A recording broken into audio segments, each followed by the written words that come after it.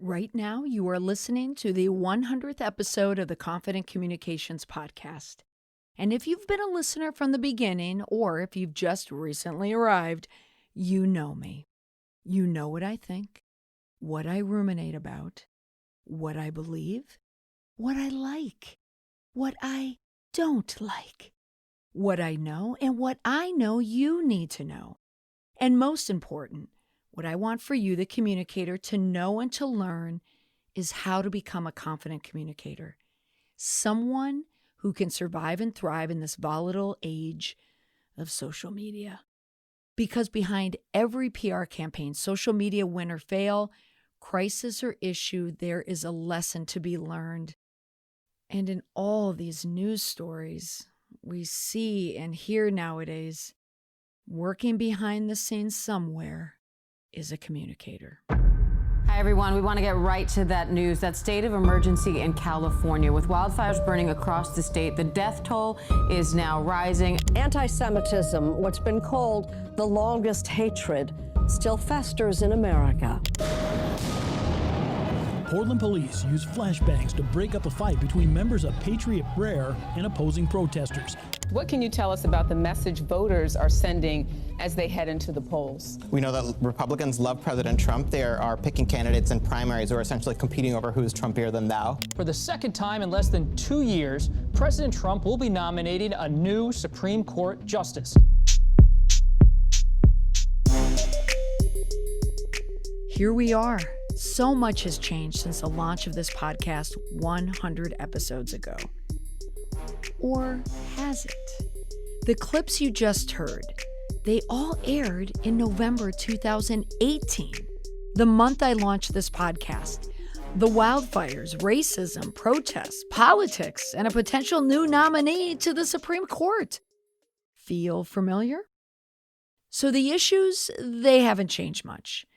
The fundamentals of communications and public relations haven't changed much either. A press release is still a press release. But I'll tell you what has changed. Well, for one, a global pandemic, but also the response. The need for an organization or the head of it to have the right messaging at the right time using the right communication channels. It is critical to communication success. If you don't know what you're doing out there or you do nothing, it's death by 1,000 tweets. Now, there was a time when saying nothing or faxing a statement was enough. I worked on that time. Many of you did, but no more. The power is now in the hands of the public rather than the press alone. That's a big change. Real-time public opinion. Now, I get it. Like you, I know that you want to be a savvy communicator. You want to be able to run free in your posting and writing and your videos without fear of retribution or cancellation by someone or some group that wants to bring you down. But in order to do that, you need confidence. The problem, however, is that there's no definitive playbook on how to communicate in this volatile environment. Without a guide, without someone or something telling you what to do, how to protect yourself, well, it makes you shut down and not say anything or post anything on your behalf or your company's behalf. I think it's wrong for anyone, especially communicators, to carry that kind of stress. Now, I love to help people learn how to effectively communicate the good news as well as the bad. And I don't think anyone should be rendered silent by a scared boss or an enraged public. You deserve to have more power. From my work at FEMA and with my work now with clients, I understand the dilemma of dealing with issues or a crisis and having to respond to the press and to the public, and to do it in such an open manner. But bad news impacts the bottom line. It's going to cost you. It doesn't just cost your reputation, it costs money, which is why my work is shaped. It's formed around creating a response framework in a safe environment that allows you to emerge with your reputation intact. And here's how I do it. I do it through my virtual workshops, through my public speaking, well, now my virtual public speaking, and through my work with clients. Now, I'll admit the good news for me is I always have work nowadays because there's always more bad news, it seems like. There's plenty of bad news to go around. But thanks to this real-time social media, the wheels of public opinion, they're set in motion. As soon as an incident starts to seep online, people start to panic. And I have never, ever witnessed what communicators are facing today. And I hear it all the time. I am not putting this out there on social media, or why would I ever put that video out there? Everything changes too quickly. I can't keep up with it. You know what? It's just easier if we don't say anything at all. Or people throw their hands up in the air and said, I just can't keep up with it. I'm not even going to bother. Or the big one, those people, and it's always those people, they're out to get us. We're not going to go to a place where people want to bring us down. All right. I hear you. I do hear you. I hear the fear speaking. And I also hear this. How is it possible to communicate proactively or plan for a crisis when no one can predict what's going to happen, who's going to say something, and what's going to happen in the news landscape? I know. It's not easy. Now, this past week, I gave a keynote address at an annual meeting for communicators. Love speaking with communicators. I asked a real-time interactive poll question about their preference for communicating on behalf of their organization, like the CEO or the president. And I asked them, would you prefer to work with someone who is A, a leader who communicates too much, or B, a leader who does not communicate enough? In essence, would you rather manage someone who might say something that leaves a mess for you, the communicator, to clean up, or manage a leader or CEO who is reluctant to respond to anything? Head in the sand approach. Nearly 70% of the respondents in the poll said they would rather have a boss communicate quietly. In other words, stay silent. Which shocked me. I was watching the numbers go up and down and up and down. When it was landing around 70, I thought, wait, did I reword this incorrectly? Did I get this wrong? No. 70% of those communicators would rather manage someone who didn't speak up. 70%. No, no, no, no, no, no, no, no, no, no, no, not on my watch. No. I do not prescribe to a communication strategy that involves silence. You've heard me say it before. Silence is often the loudest, most visible response. So leaders, let your communicators help you rise. Your communicators need to be in the 30 percentile of my poll. The best response for this moment in this digital world that we're in is to timely integrate messaging into social media and traditional media channels to create the right response, the perfect response for that time using that channel, the right channel. You've heard me mention my framework for response.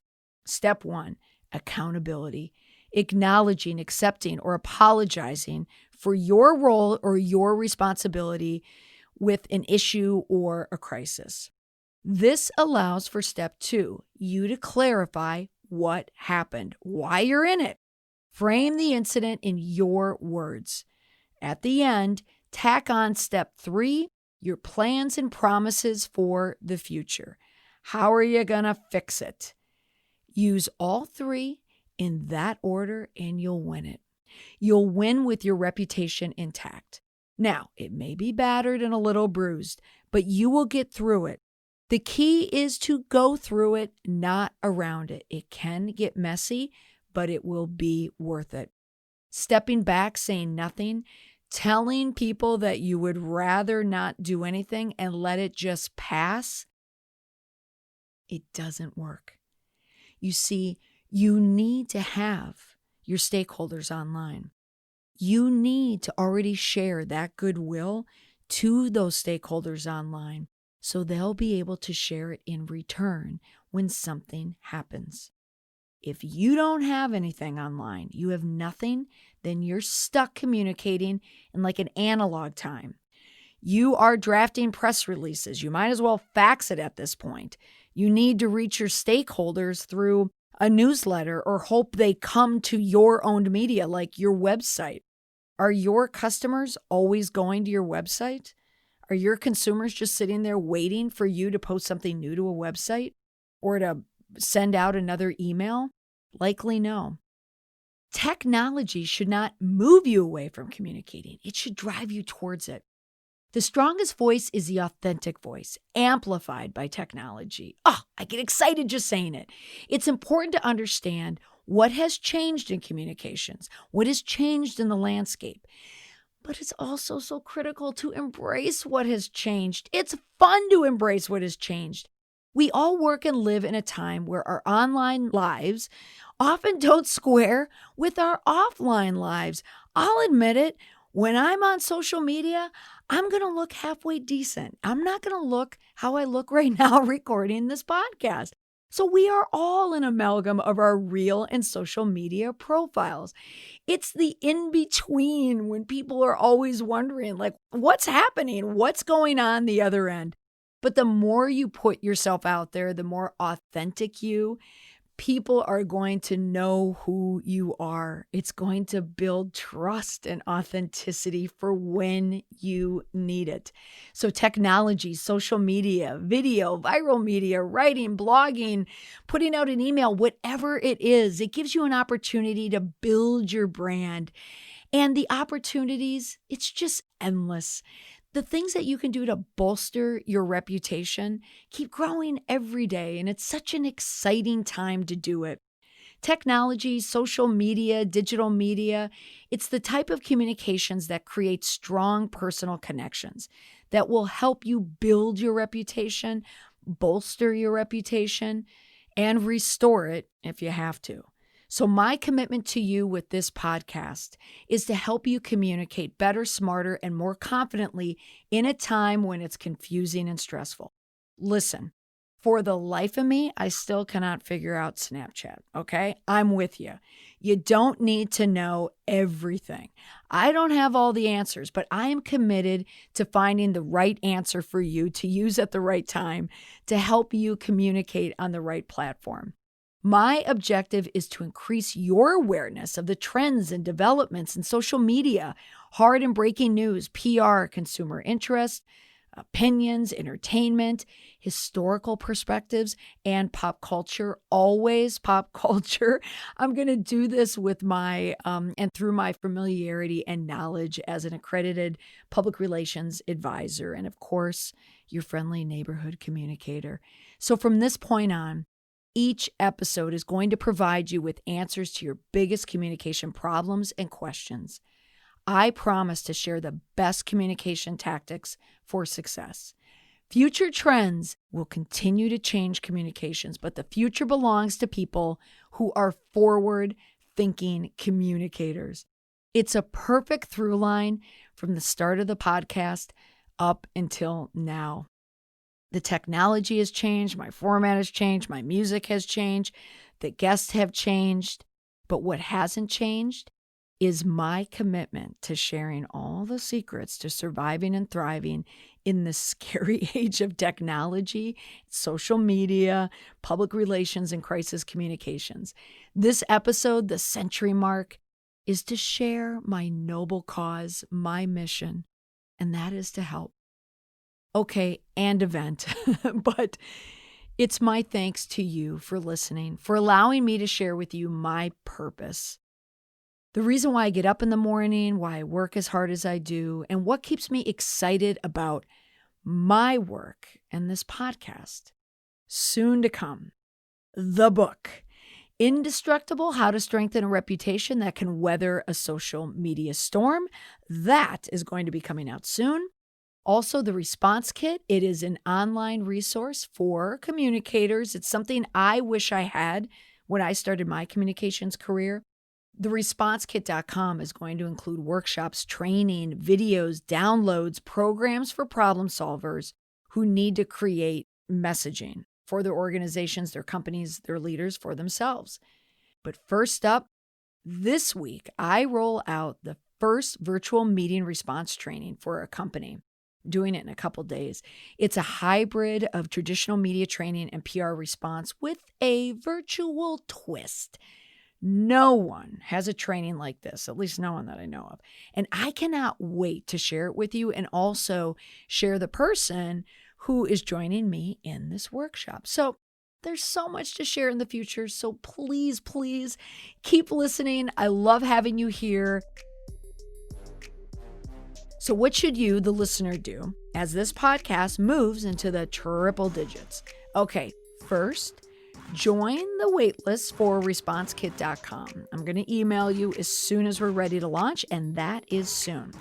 All right, second, head on over to Molly McPherson/subscribe for my weekly newsletter. Always comes with those tips and secrets that I'm telling you about to help you become a savvy communicator, really for that week. And the last thing, as always, follow me on Twitter at Molly McPherson. I love the Twitter. I love this podcast.